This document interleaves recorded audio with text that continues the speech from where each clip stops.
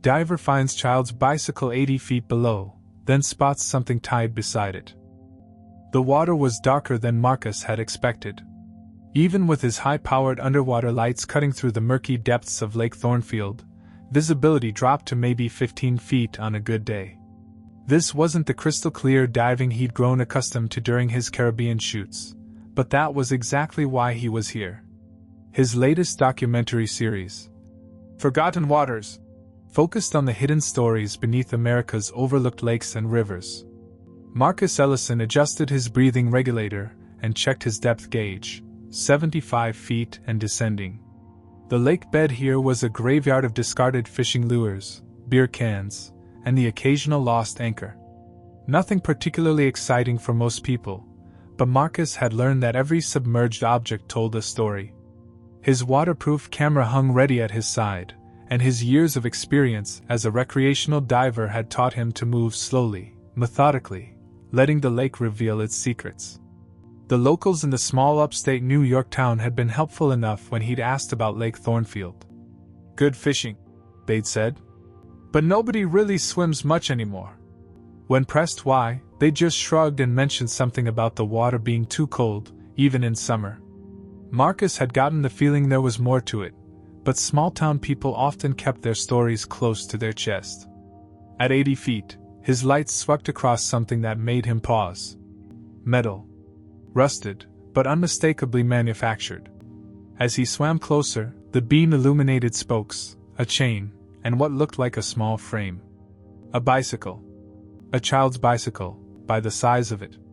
Marcus's pulse quickened, not from exertion, but from curiosity. How does a kid's bike end up 80 feet underwater? The rust and sediment suggested it had been here for years, maybe decades. He began filming, narrating into his underwater recording device. Found what appears to be a child's bicycle at 80 feet. Significant corrosion suggests long-term submersion. Investigating further. As he maneuvered around the bike, his light caught something else. About 3 feet away, partially buried in the silt, was a rectangular metal object. A lunchbox, the old-fashioned kind with a handle and clasp closure. What struck him as odd was that it appeared to be positioned deliberately, not dropped or thrown, but placed. And there was something else. A thin rope, now more like organic matter after years underwater, seemed to connect the two objects. Marcus felt his documentary instincts kicking in. This wasn't random debris. Someone had put these things here, together, intentionally. He carefully extracted the lunchbox from the sediment, noting how the metal had corroded but the clasp mechanism was still intact. The thing was sealed tight. 20 minutes later, Marcus broke the surface of Lake Thornfield, his find secured in his dive bag. The late afternoon sun felt warm against his wetsuit as he swam toward the small dock where he'd left his equipment. The lunchbox felt heavier in his hands than it should have, as if it carried more than just whatever was inside. Back at his rented cabin, Marcus spread towels across the kitchen table and carefully placed the lunchbox on top. The metal was a faded red, though it was hard to tell the original color through all the corrosion. He could make out what looked like cartoon characters on the side, but they were too degraded to identify. The clasp was stuck solid. Using a combination of WD-40 and gentle pressure with a screwdriver, Marcus worked at the mechanism for nearly an hour. When it finally gave way with a sharp click, he held his breath. The rubber seal had done its job, the interior was dry. Inside was a plastic bag, and within that, 2 items that made Marcus's world tilt sideways. The first was a photograph, slightly faded but clear enough. A young black boy, maybe 6 years old, grinning at the camera. He was missing his 2 front teeth, and his hair was cut in the style Marcus remembered from the late 90s. The boy was wearing a red t-shirt with a cartoon character Marcus couldn't quite place, and he was holding what looked like a small wooden toy car. The second item was a piece of paper, notebook paper with the wide lines elementary school kids used. Written in careful, childish handwriting were the words, "I'm going to the lake with someone who said not to tell Marcus. He said we're going to have an adventure and I can bring my bike. I'm scared, but he said Marcus would be mad if he knew. I love you, Marcus. I hope you remember me. Your brother Caleb. Marcus stared at the note, reading it over and over. His hands began to shake. Caleb. His little brother Caleb, who had vanished without a trace on a summer afternoon in 1997. Caleb, who had been 6 years old when he disappeared. Caleb, who had loved that little wooden toy car more than anything in the world. The photograph was definitely his brother. Those were Caleb's eyes, Caleb's smile, Caleb's missing teeth that he'd been so proud of because the tooth fairy had visited twice in 1 week. Marcus slumped into the kitchen chair, the note still in his trembling hands. For 27 years, his family had believed Caleb had simply wandered into the woods behind their house and gotten lost. The police had searched for weeks. Search and rescue teams had combed every trail, every creek, every possible hiding spot a confused 6-year-old might have found. They'd found nothing. But Caleb hadn't gotten lost in the woods. He'd been brought to this lake, 80 feet down, where no one would ever think to look. And he'd known enough to be scared. He'd known enough to write a note. Marcus's mind reeled with questions. Who was the someone Caleb had gone with? Someone Caleb knew well enough to trust, at least initially. Someone who had specifically told him not to tell Marcus. Someone who had convinced a 6-year-old that his older brother would be angry. The documentary filmmaker in Marcus wanted to analyze every detail, but the brother in him was drowning in grief and rage. All these years, his parents had blamed themselves. His mother had moved away, unable to bear the memories. His father had never recovered, becoming distant and hollow. The family had shattered around the absence of one small boy. And now Marcus knew that Caleb had been trying to reach out, even in his final moments. The note wasn't just a goodbye. It was a breadcrumb, a clue left by a terrified child who somehow knew he might not be coming home. As the sun set over Lake Thornfield, Marcus sat in the growing darkness, holding the photograph of his brother's smiling face. Tomorrow, he would have to make some very difficult phone calls. Tonight, he would mourn the little boy who had been trying to tell him something important for 27 years. The lake had given up its secret, but Marcus suspected it was only the beginning. Marcus barely slept that night. Every time he closed his eyes, he saw Caleb's face in that photograph, the gap-toothed smile, the bright eyes full of trust. By dawn, he was pacing the cabin's small living room, the note clutched in his hand like a lifeline to the past. The drive back to Syracuse took 3 hours, but Marcus's mind was somewhere else entirely. Memories he'd buried deep began surfacing like debris after a storm. He remembered the day Caleb disappeared with painful clarity now. It had been July 15, 1997. Their mother had been doing laundry, hanging sheets on the line in their backyard. 9-year-old Marcus had been inside, absorbed in his new Game Boy, barely acknowledging when Caleb had poked his head through the screen door. "I'm going outside, Marcus," Caleb had said in that high, sweet voice of his. "Okay, whatever," Marcus had replied, not even looking up from his game. Those were the last words they'd ever spoken to each other. Now, 27 years later, Marcus pulled into his father's driveway with shaking hands. Harold Ellison still lived in the same house where they'd grown up, though it looked smaller and more weathered than Marcus remembered. The garden his mother had once tended was overgrown, and the paint was peeling from the front porch where Caleb used to play with his toy cars. Harold answered the door in his pajamas, despite it being nearly noon. At 71, he'd aged beyond his years, his hair completely white and his shoulders permanently stooped. The disappearance of his youngest son had hollowed him out, leaving behind a man who went through the motions of living without ever really being alive. "Marcus? What are you doing here?" Harold's voice was gravelly from disuse. He rarely had visitors anymore. "Dad, we need to talk." Marcus held up the plastic bag containing the note and photograph. "About Caleb." Harold's face went pale. "Son, you know I can't. I found something." Marcus pushed past his father into the familiar living room. Nothing had changed. The same worn couch, the same family photos on the mantel, including the last school picture of Caleb, the one the police had used on the missing person flyers. Harold sat down heavily, his hands trembling. "Found what?" Marcus carefully removed the photograph and note from the bag, placing them on the coffee table between them. Harold stared at the items as if they were explosives. "Where did you get these?" Harold's voice was barely a whisper. "Lake Thornfield. 80 feet underwater, in a lunchbox tied to Caleb's bicycle." Marcus watched his father's face carefully. "Dad, did you know about this lake? Did you know Caleb had been there?" Harold's silence stretched on for so long that Marcus thought he might not answer. When he finally spoke, his voice was hollow. "We searched everywhere. The police, the volunteers, everyone. No one mentioned any lake. But someone took him there, Dad. Someone he knew. Someone who told him not to tell me." Marcus picked up the note, reading it aloud. "I'm going to the lake with someone who said not to tell Marcus." Harold flinched at each word as if they were physical blows. "Stop. Please, just stop. Who would have told him not to tell me? Who did he trust enough to go with?" Marcus pressed, his voice rising with frustration and grief. Harold stood up abruptly, walking to the window that faced the backyard.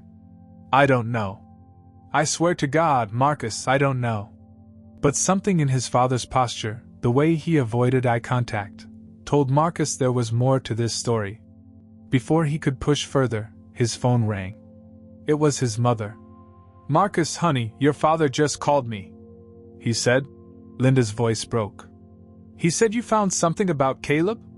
Marcus had called her while driving over, leaving a voicemail that he'd found new evidence. He hadn't expected her to call back so quickly.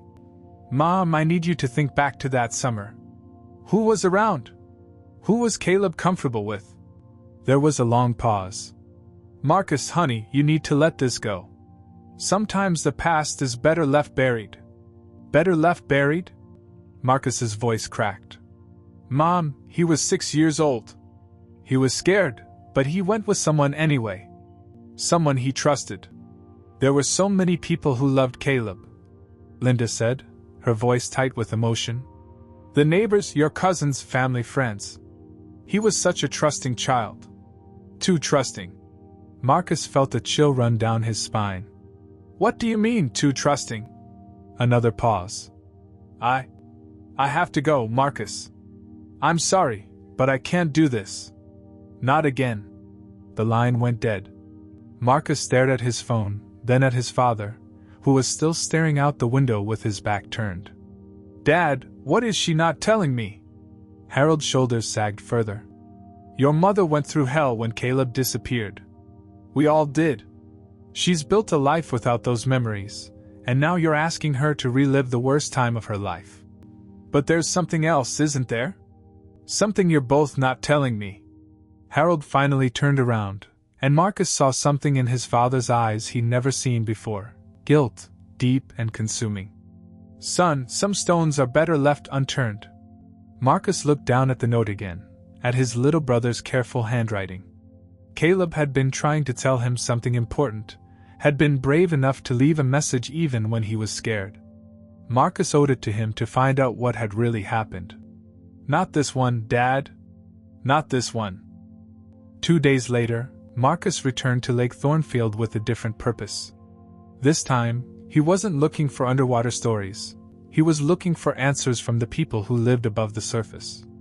The small town of Millbrook sat like a forgotten postcard along the lake's eastern shore, its population barely cresting 800 souls. Marcus parked outside Henderson's Bait and Tackle, a weathered building that looked like it had been standing since the 1950s. The wooden sign hanging over the door was faded, and the porch creaked ominously under his feet. If anyone knew the lake's secrets, it would be the locals who spent their days watching the water. Inside, the shop smelled of earthworms and old wood. Fishing rods lined the walls, and glass cases displayed an array of colorful lures. Behind the counter sat a man who looked to be in his 70s, his face weathered by decades of sun and wind. "Help you with something?" the man asked, looking up from a fishing magazine. "I'm Marcus Ellison. I'm a documentary filmmaker, and I'm researching the history of Lake Thornfield." Marcus pulled out his business card, along with the photograph of Caleb. "I'm particularly interested in the late 1990s. Do you remember seeing this boy around the lake? The man, his name tag read Bill Henderson, took the photograph with gnarled hands. His expression changed immediately, a shadow passing over his features. Where did you get this picture? He was my brother. He disappeared in 1997. Marcus watched Bill's face carefully. I found some evidence that he might have been brought to this lake. Bill set the photograph down gently, as if it were made of glass. I remember that summer. Police came around asking questions, but they were focused on the woods near Syracuse. Never thought to look here. But you saw him? Bill nodded slowly. A few times. There was a man who used to fish the North Shore, always brought 2 boys with him. One older, maybe 12 or 13, and a younger one. He tapped the photograph. This little guy. Sweet kid, always excited about everything. Called the older boy his cousin. Marcus felt his pulse quicken. What happened to them? That's the thing, Bill said, his voice dropping to almost a whisper. One day, only the older boy came back. Asked about it, and the man said the little one had gone home to his parents. Didn't think much of it at the time. Can you describe the man? Bill scratched his chin. Tall, maybe 6'2". Black hair, kept it slicked back. Had a temper on him. I saw him grab the older boy's arm once, hard enough to leave marks. The boy looked scared. Marcus's mind raced. The older boy, the cousin, that description was starting to trigger memories. Summer visits, family gatherings, someone who had always made Marcus feel uncomfortable, but he'd never been able to explain why. The older boy, Marcus said carefully. Do you remember anything else about him? Quiet kid. Nervous around adults. But he was good with the little one, protective. Until that last day. Bill's expression darkened. That day, something was different. The boy looked angry, upset. They had words by the water. Couldn't hear what about, but the little one was crying. Marcus felt sick. And you never saw either of them again? The older boy came back once, maybe a week later. Alone. Just sat on the dock for hours, staring at the water. When I asked if he was okay, he ran off. Never saw him again after that. Leaving the bait shop, Marcus walked down to the lake shore. The North Shore Bill had mentioned was a secluded stretch of shoreline, perfect for fishing but hidden from the main road. As he stood there, more memories began surfacing, painful ones he'd pushed down for decades. Cousin Darius. Their mother's nephew, 3 years older than Marcus. Darius had spent summers with them when his own parents were having problems. Marcus remembered how Caleb had adored Darius, following him around like a puppy. And Marcus remembered how Darius had always had a mean streak, especially when adults weren't watching. There had been incidents. A finished bird found in Caleb's bed. Caleb's favorite toy car going missing, only to be found broken in the trash. When Marcus had accused Darius, his cousin had denied everything with such conviction that Marcus had started to doubt his own memories. And then there was the summer of 1997.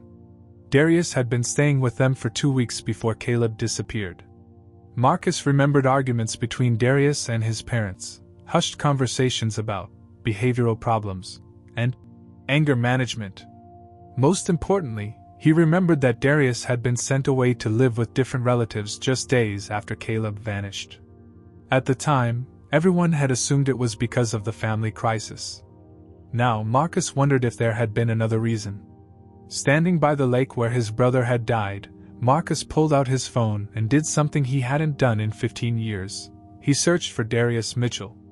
Social media made it easy to find people, and within minutes, Marcus had an address. Darius lived in Rochester, just an hour away. According to his Facebook profile, he owned a small auto repair shop and had never married. His posts were sparse, mostly about cars and local sports teams. But in one photo from last year, Marcus saw something that made his blood run cold. In the background of a picture showing Darius working on a car engine, sitting on a workbench, was a small wooden toy car. It looked exactly like the one Caleb had been holding in the photograph, the one that had gone missing that terrible summer. Marcus's hands trembled as he screenshot the image. After 27 years, he had found his brother's finisher. And tomorrow, he was going to confront him. Mitchell's Auto Repair sat on a rundown street in Rochester, squeezed between a laundromat and a vacant storefront. The building was old brick, stained with decades of motor oil and exhaust. Marcus sat in his car across the street for nearly an hour, watching the shop through the grimy windows, trying to work up the courage to go inside. At 41, Darius Mitchell had grown into a large man, his shoulders broad from years of working with his hands. Marcus could see him moving around inside the garage, his dark hair now receding and streaked with gray. He wore coveralls that had seen better days, and his movements were deliberate, methodical. To anyone else, he would have looked like just another small-town mechanic trying to make a living. But Marcus knew better. This was the man who had taken his 6-year-old brother to a lake and made sure he never came home. Finally, Marcus crossed the street and pushed open the shop's front door. A bell chimed overhead, and the smell of motor oil and metal shavings filled his nostrils. Darius looked up from under the hood of an old Chevy, his face registering surprise and something else, wariness. "Marcus?" Darius straightened up, wiping his hands on a rag. "Man, I haven't seen you in, 15 years?" "Something like that." Marcus forced a smile, though his heart was pounding. "I was in the area for work and thought I'd stop by. See how you're doing." Darius nodded, but his posture remained tense. "Work's been good. Can't complain. You still doing that camera stuff?" "Documentary filmmaking, yeah." Marcus glanced around the shop, noting the organized chaos of tools and parts. "This is a nice setup you've got here. Built it from nothing," Darius said with a hint of pride. "What kind of documentaries you making these days?" "Oh, different things. I'm actually working on one about forgotten stories, cold cases, that sort of thing." Marcus watched Darius's reaction carefully. "You know how it is, sometimes the past has a way of surfacing when you least expect it." Something flickered across Darius's face, too quick to identify. "That's so?" Marcus reached into his jacket pocket and pulled out the plastic bag containing Caleb's photograph and note. He set it on the workbench between them, watching as Darius's eyes fixed on the items. "I found these at the bottom of Lake Thornfield 3 days ago. 80 feet down, tied to a child's bicycle." The color drained from Darius's face. His hands, still holding the rag, began to tremble slightly. For a long moment neither man spoke. The only sound was the hum of fluorescent lights overhead and the distant rumble of traffic. "I don't know what you're talking about," Darius said finally, but his voice lacked conviction. "The note is in Caleb's handwriting," Marcus continued, his voice steady despite the rage building inside him. "He wrote about going to the lake with someone who told him not to tell me. Someone he trusted." Darius turned away, walking to the far side of the garage. "You should leave. Bill Henderson at the bait shop remembers you. He remembers a man who used to bring 2 boys fishing. Until one day, only the older boy came back. You don't know what you're talking about." Darius's voice was getting louder, more agitated. "I remember now too," Marcus said, stepping closer. "I remember how Caleb followed you around that summer. How he looked up to you. How you used to take him places without asking permission." Darius spun around, his face twisted with an emotion Marcus couldn't quite read. Anger, fear, maybe even relief. "You think you know everything, don't you? You think you're so smart with your cameras and your questions. I know enough. I know you took him to that lake. I know you." "You know nothing!"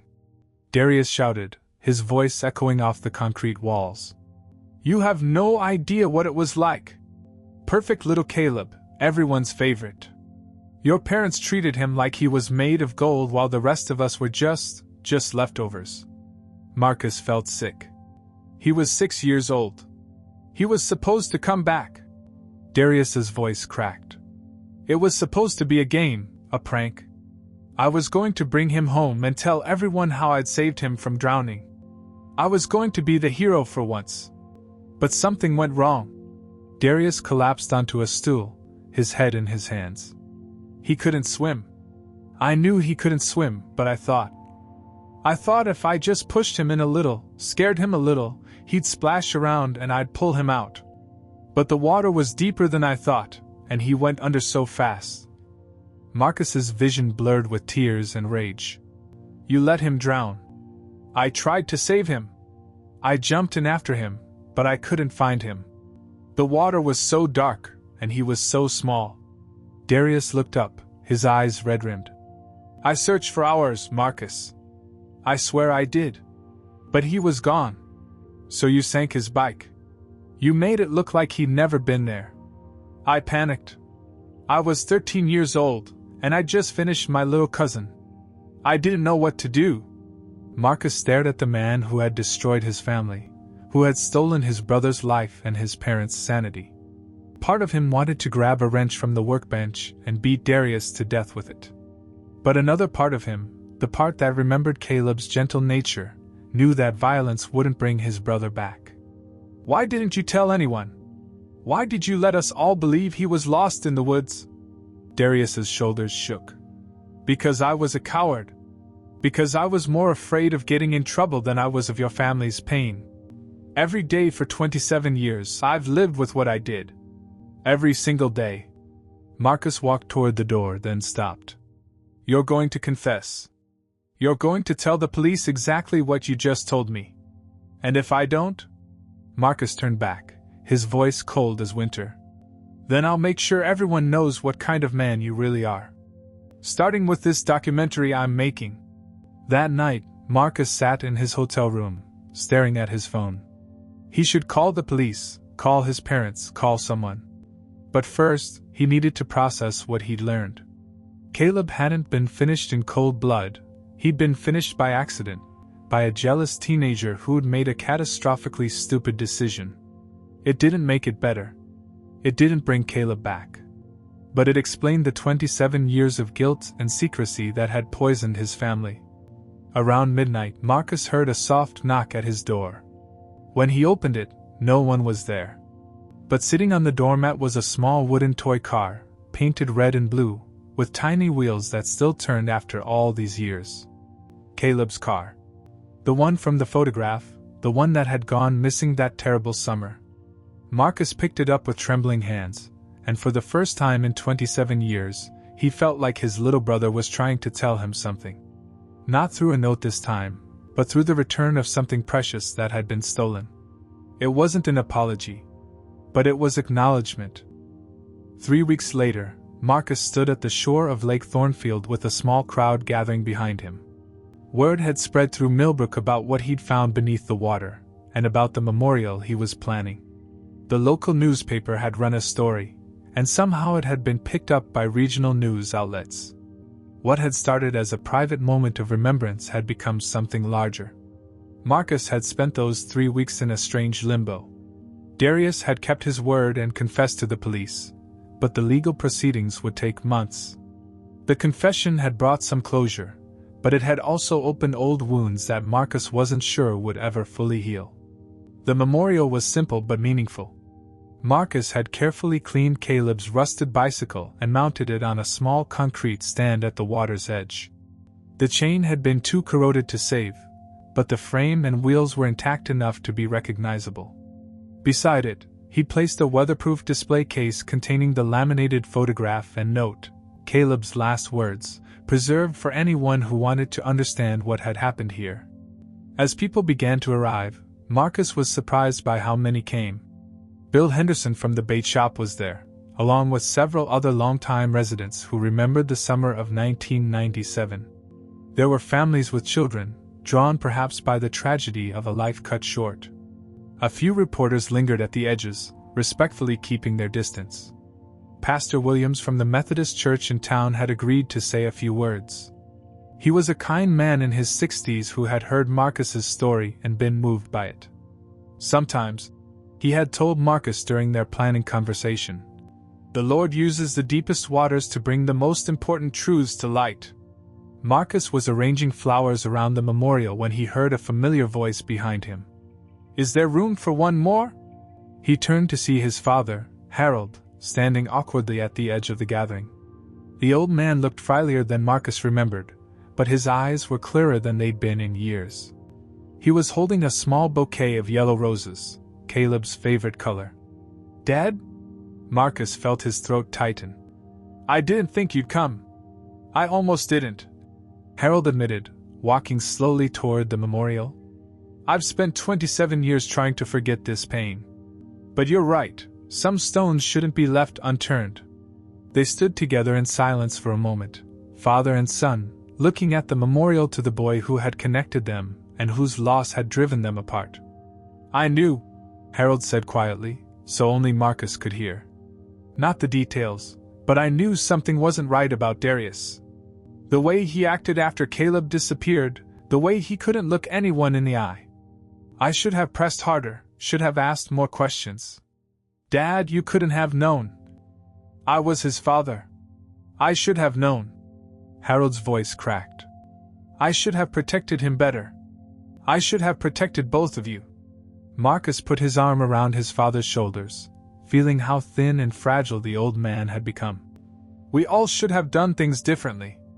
More people continued to arrive as the afternoon wore on. Marcus was amazed by the turnout. At least 50 people had come to honor a boy most of them had never met. As Pastor Williams began to speak, Marcus found himself scanning the crowd, looking for familiar faces. That's when he saw her. His mother, Linda, standing at the back of the group, partially hidden behind a large oak tree. She was wearing a black dress and sunglasses, and her hair was grayer than he remembered. She'd driven 3 hours from Buffalo, and she was crying. Their eyes met across the gathering, and for a moment, 27 years of distance and pain seemed to collapse. Linda had built a new life, remarried, even had another child, a daughter who was now in college. But Marcus could see that she had never stopped being Caleb's mother, had never stopped carrying the weight of that terrible summer.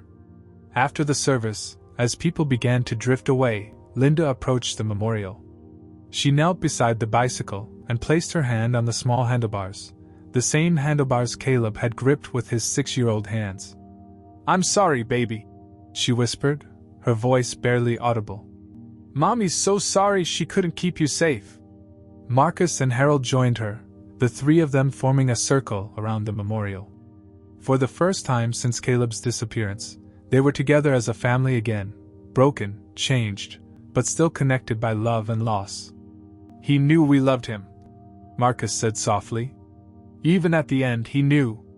As the sun began to set over Lake Thornfield, casting long shadows across the water, Marcus felt something he hadn't experienced in decades: peace. Not the peace of forgetting, but the peace of remembering with love instead of just pain. Several neighbors quietly approached throughout the evening, sharing memories Marcus hadn't heard before. Mrs. Patterson from down the street remembered how Caleb used to help her carry groceries. The mailman recalled how the boy always waited by the mailbox, eager to help sort the mail. These small acts of kindness, these tiny moments of connection, had been there all along, waiting to be remembered. As the memorial service ended and people began to leave, Marcus realized that something fundamental had changed. The lake would no longer be a place of secrets and sorrow. It would be a place where Caleb was remembered, where his story was told, where families could come to honor a child who had deserved so much more than he'd received. The silence that had protected Darius for 27 years was finally broken. And in its place, Caleb's voice could be heard at last. 6 months after the memorial service, Marcus stood before a small crowd in the community center of Millbrook, holding a microphone and looking out at faces both familiar and new. Behind him, a banner read, "The Caleb Ellison Foundation, Finding the Lost, Supporting the Families." The foundation had grown from a simple idea into something Marcus had never imagined possible. What started as his desire to honor his brother's memory had evolved into a mission to help other families navigate the nightmare of missing children, particularly in small, rural communities where resources were limited and cases could fall through the cracks. "When I dove into Lake Thornfield last year," Marcus began, his voice steady and clear, "I was looking for forgotten stories.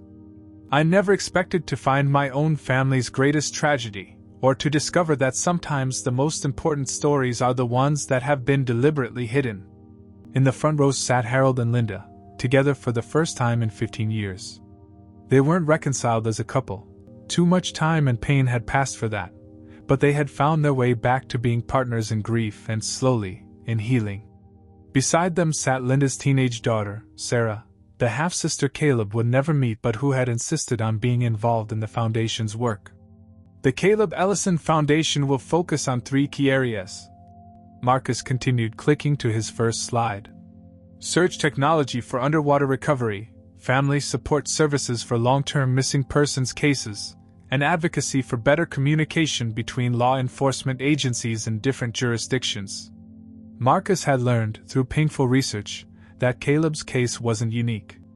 Too many missing children fell through gaps in the system, cases that crossed county lines, involved rural areas with limited resources, or simply went cold when initial searches turned up nothing. The Foundation would work to ensure that no family would wait 27 years for answers the way his family had. After the presentation, Marcus walked back to the lake shore, something he did almost every evening when he was in town. The memorial had become a place of pilgrimage for some families, a spot where parents who had lost children could come to find solace. Marcus had installed a small bench facing the water, with a plaque that read simply, "For all the children who deserve to be remembered." As he sat on the bench, watching the sun set over the water that had held his brother's secret for so long, Marcus pulled out his phone. He had a ritual now. Every evening at sunset, he would look at the last photograph ever taken of Caleb, the one from the lunchbox, and tell his brother about his day. "Hey, Caleb," he said softly, though no one was around to hear. "The Foundation raised another $15,000 today. That means we can fund 2 more underwater search operations this year. Mrs. Davidson from Pennsylvania called. Her son's been missing for 3 years, and the police think he might have drowned in a quarry. We're going to help her." A gentle breeze rippled across the water, and Marcus smiled at the coincidence of timing. He'd stopped believing in signs and supernatural communications, but he'd started appreciating moments of peace when they came. "Darius got sentenced today," Marcus continued. 15 years for involuntary manslaughter and tampering with evidence. It's not enough, but it's something. His lawyer said he's been in therapy, working through his anger issues. Maybe he'll be different when he gets out. Maybe he won't. Either way, he can't hurt anyone else's little brother. The legal proceedings had been complicated by the passage of time, but Darius's confession and the physical evidence had been enough to secure a conviction. More importantly, it had given the family the official acknowledgement they needed. Caleb hadn't simply wandered off and gotten lost. He'd been failed by someone who should have protected him. Marcus stood up and walked to the memorial, placing his hand on the handlebars of Caleb's bike. The metal was cool in the evening air, and he could see his reflection in the lake's surface beyond. "I'm done with the anger now," he said to the gathering darkness. "It was eating me up from the inside, and I know that's not what you would have wanted. You were always the one trying to make peace, trying to make everyone get along." He pulled a small wooden toy car from his pocket, the one Darius had left on his doorstep that night in Rochester. Marcus had carried it with him every day since, a reminder not of the tragedy, but of the joy Caleb had brought to their lives during his brief time with them. "I'm going to keep telling your story," Marcus promised. "Not just the sad parts, but the good parts too. How you helped Mrs. Patterson with her groceries. How you organized all your toy cars by color every night before bed. How you used to sneak into my room during thunderstorms and curl up at the foot of my bed because you thought I was the bravest person in the world." He placed the toy car on the memorial's display shelf, next to the photograph and note. Tomorrow, he would drive back to Syracuse and continue building the foundation. There were families to help, searches to organize, stories to tell. But tonight, he would sit by the water and remember his brother not as a victim, but as the bright, trusting, loving child he had been. As the last light faded from the sky, Marcus installed the final piece of the memorial, a small bronze plaque that had arrived that morning. It read, "For Caleb Ellison, who deserved to be remembered." And below that, in smaller letters, "Some stories end in darkness. Others begin there." Marcus sat back down on the bench and pulled out his phone to make one last call of the day. Dad? It's me. I wanted you to know, I'm coming home for dinner Sunday. Mom said she'd make Caleb's favorite cake. I think he'd like that. We're all going to be together again. As he hung up and prepared to leave, Marcus whispered to the still water. I remember now, Caleb. And I won't forget again. I promise. The lake held its peace, no longer a keeper of secrets, but a guardian of memory. And somewhere in the gathering darkness, a 6-year-old boy's voice seemed to whisper back. Thank you for finding me, Marcus. Thank you for bringing me home.